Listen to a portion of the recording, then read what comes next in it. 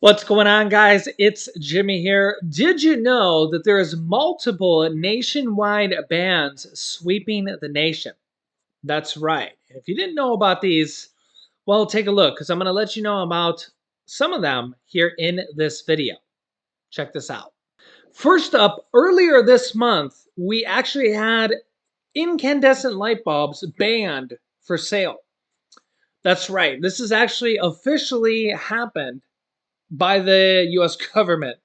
If you didn't know this, incandescent light bulb ban, what you need to know. Sales of the, well, old style incandescent, like, just the regular, old, regular, everyday light bulbs are now banned nationwide.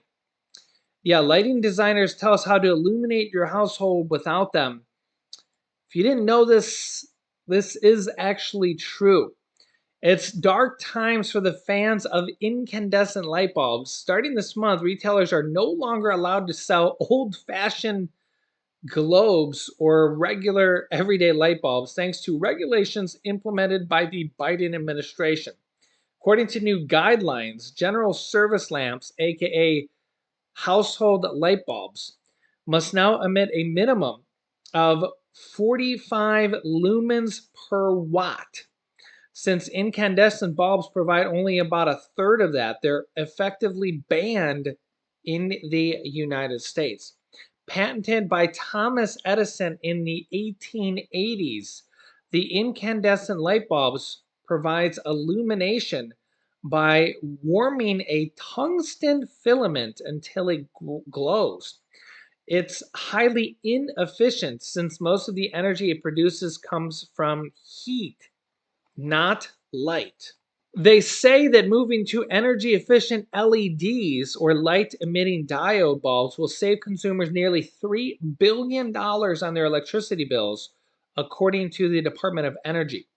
The changeover is also projected to trim carbon emissions by 222 million metric tons over the next 3 decades. That's equivalent to the annual output generated by 28 million homes or 48 million vehicles. Interestingly, not every kind of incandescent bulb is affected. Christmas lights, chandelier bulb, grow lights, and other specialty bulbs are exempt. CFL bulbs are also exempt, but their days are numbered for now. At the end of 2024, a minimum efficiency bulbs will jump to over 120 lumens per watt, and CFLs will effectively be taken off the market. That's not all. Did you also know that New York has become the first state to ban natural gas stoves and furnaces in most new buildings? Yeah. So, will this become more nationwide? Well, maybe.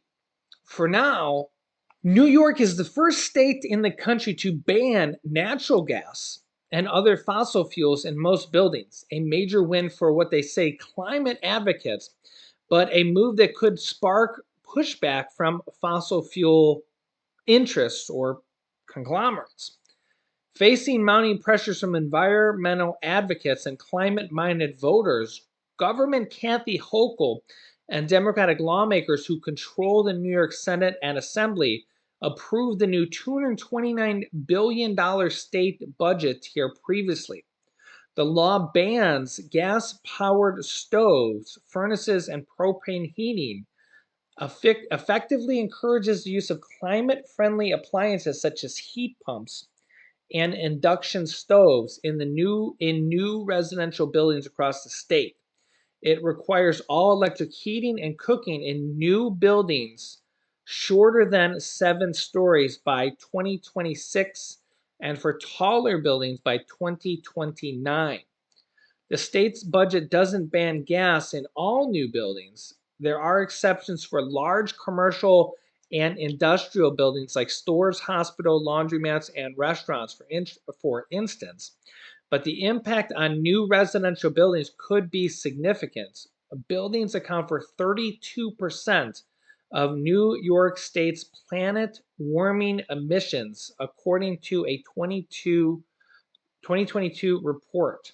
Methane, the main component of natural gas used to fuel stoves and heat homes, has more than 80 times as much warming power as carbon dioxide in the first 2 decades in its atmosphere. For that reason, scientists have narrowed in on fossil fuels as a way to rapidly decrease planet warming pollution. Several studies also have found that gas stoves are responsible for severe health conditions, including asthma. Other cities, including San Francisco in 2020 and New York City in 2021, have also followed suit. In June, the U.S. House of Representatives, which is controlled by Republicans, passed a bill to block a federal gas stove ban for the country. Republicans have touted the legislation as pushback against overreach by the Biden administration. This would effectively block a gas stove ban nationwide. However, it has not been taken up by the Senate, which is controlled by Democrats and would need 60 votes to pass. So this has not passed nationwide. And this would, if it were to pass, would basically be to make it so that gas stoves could not be banned nationwide. Okay. Now, the latest is, you can see here, the Biden administration's latest home appliance crackdown, ceiling fans. Take a look here. First the gas stoves, then the dishwashers, and then the water heaters. And now the Biden administration apparently cracking down on ceiling fans. What's next? Our pants? Hillary Bond from our sister network, Fox Business, is live on Capitol Hill with more. Hillary.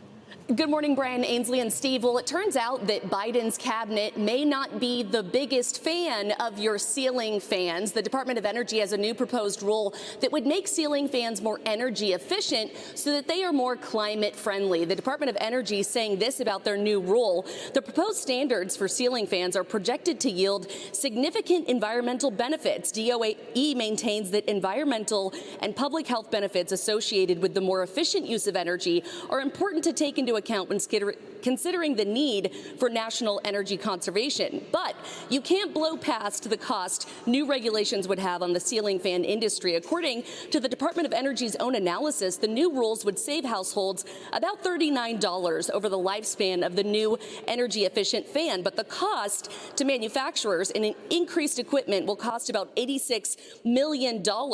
Republicans on the House Small Business Committee writing to Energy Secretary Granholm this rule would require numerous small business fan manufacturers to redesign their products and may put between 10 and 30% of small business ceiling fan manufacturers out of business. The founder and CEO of Super Duty Fans made in Texas, Phil Eggers, tells me he doesn't get why the Department of Energy is singling them out, telling us this: they've had the intention to regulate industrial fans for years. I think the reason they're getting around to it now is because Biden has told every department to go and make things more green. They're spending more money on lawyers and Department of Energy people than they will ever save in 30 years of energy savings. It's just ridiculous. Now, if this rule goes into effect, it would apply to not just imported fans here to the U.S., but every fan manufactured here. Yeah, so a little bit of a double-edged sword here, because on one hand, electricity prices are out of control. A lot of this has to do with the price of oil and the price of gas going up and up and up and up. I remember back when I was in early high school that the price of gas was at one point below $1. Yeah, and now we see the price of gas, it's sometimes $4 plus. If you're in California, $5 plus. And if we can just fast forward 20 more years, just imagine how much it's going to be. A lot of that, if you don't know, is because electricity, if we go back here, electricity costs, a lot of that is driven because of oil and gas costs, believe it or not. Yeah, so, and if we just fast forward 20 more years, Imagine how much the cost of electricity and the cost of gas and oil is going to be in another 5, 10, 20 more years.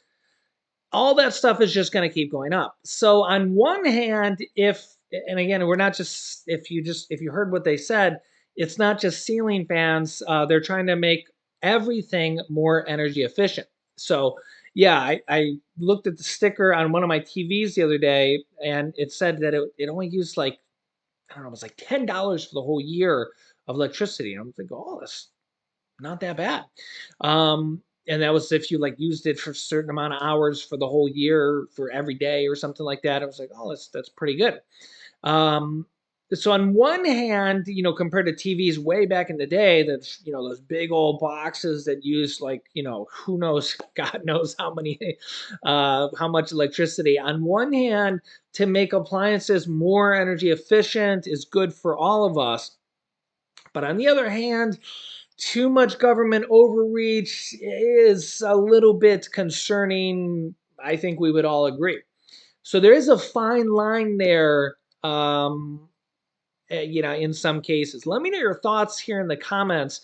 We all don't want to see our electricity bill be $500,000 a month at some point, especially with inflation getting out of control. But on the other hand, we all don't want to see, our paychecks go to the electricity companies every single month or to the gas companies and the oil companies. And we all know that those oil and gas companies are trying to squeeze every single dollar out of our pockets.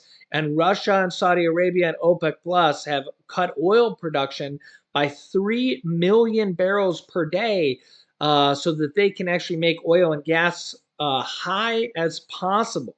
Yeah. And this is a worldwide thing. Remember that over in Europe, they are actually paying like $6 and $7 a gallon if you equate it to US dollars and US gallons. Remember, they pay it in liters and different currency over there. But their gas is actually much higher than ours. OPEC Plus, Saudi Arabia, and Russia are squeezing the whole world trying to make oil and gas prices as high as possible. So this is something that is going to constantly be going on. So yeah, you guys can let me know your thoughts on this, but it's a little bit of a double-edged sword because lower electricity for any appliance is on one hand a good thing, but bans, yeah, it's you got to keep it's like I said, it's a double-edged sword. I'll link you to some videos you should watch next here on some more bans and actually mask mandates coming out from the government. Some scary stuff here. Yeah, so this is part of my channel here is to make you think about this stuff and actually use your brain to really kind of think this stuff through. Let me know your thoughts here in the comments. I'll keep you up to date here. If you haven't yet, click the subscribe button down below because the mainstream media does not cover a lot of this stuff. Sometimes they do, sometimes they don't, but really got to think about this stuff here. Don't forget to like and subscribe. Click here to see the new mask mandates that are already in effect in the United States that you probably don't know about. Or you can click here to see some more bans actually won by an executive order from the president that you probably don't know about. That's right. So click on one of those videos next. Thanks for watching, guys, and I'll see you in the next video.